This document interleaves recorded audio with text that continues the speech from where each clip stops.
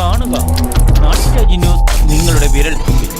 തൊടുപുഴയിൽ എന്തും വിൽക്കാം വാങ്ങാം, ഉദ്യോഗസ്ഥരുടെ തന്തോന്നിവാസവും നിർഭാഗ്യവശാൽ വിജിലൻസ് പിടിയിൽ. അതും സർക്കാർ മാനേജ്മെന്റ് സ്കൂളിന് തന്നെ 1 ലക്ഷം രൂപ കൈക്കൂലി വാങ്ങിയ വിദ്വാനെയാണ് അതീവ സാഹസികമായ രീതിയിൽ വിജിലൻസ് പിടികൂടിയത്. കഴിഞ്ഞ ദിവസവും കൈക്കൂലി കേസിൽ വിവാദനായ ഇദ്ദേഹത്തെ കൗൺസിലർമാർ തടഞ്ഞുവെക്കുകയും ചാനലുകളിൽ വാർത്ത വന്നതുമാണ്. തൊടുപുഴ മുനിസിപ്പാലിറ്റിയിലെ അസിസ്റ്റന്റ് എഞ്ചിനീയർ അജിക്കാണ് സർക്കാർ സ്കൂളുകളോട് വിരക്തി. ഇതേ തുടർന്ന് ക്ഷുഭിതരായ മുനിസിപ്പൽ കൗൺസിലർമാർ എഞ്ചിനീയറെ ഓഫീസിൽ തടഞ്ഞുവെച്ചു.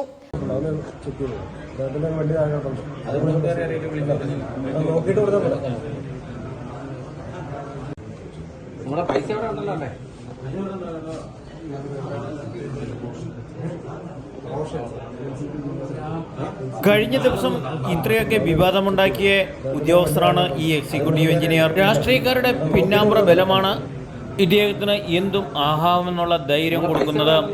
ഇത്രയൊക്കെ പരസ്യമായ പ്രതിഷേധങ്ങൾ ഉണ്ടായിട്ടും ഇദ്ദേഹം വീണ്ടും കൈക്കൂലി മേടിക്കാൻ ഒരുങ്ങിയതിൽ പ്രശസ്തനായ ഒരു രാഷ്ട്രീയക്കാരന്റെ മധ്യസ്ഥതയിലാണ് കൈക്കൂലി കൈപ്പറ്റാൻ ശ്രമിച്ചതും ഇദ്ദേഹത്തിന്റെ ഉദ്യോഗസ്ഥ രാഷ്ട്രീയ കൂട്ടുകെട്ടുകൾ വെളിപ്പെടുത്തുന്നതാണ്. എന്തായാലും തൊടുപുഴയിൽ എന്തും മേടിക്കാം വാങ്ങാം എന്ന് പറയുമ്പോൾ ഉദ്യോഗസ്ഥ ഭരണകർത്താക്കളുടെ നിലപാടുകളും ജനജീവിതം താറുമാറായിരിക്കുന്നു. സർക്കാർ കീഴിലുള്ള ഒരു സ്കൂളിന് 1 ലക്ഷം രൂപ വരെ കൈക്കൂലി ചോദിച്ച ഇദ്ദേഹം മുഖ്യമന്ത്രിയുടെ കീഴിലുള്ള അഴിമതി ഉദ്യോഗസ്ഥരുടെ 1ാം പട്ടികയിൽ തന്നെ ഉൾപ്പെടുത്താം.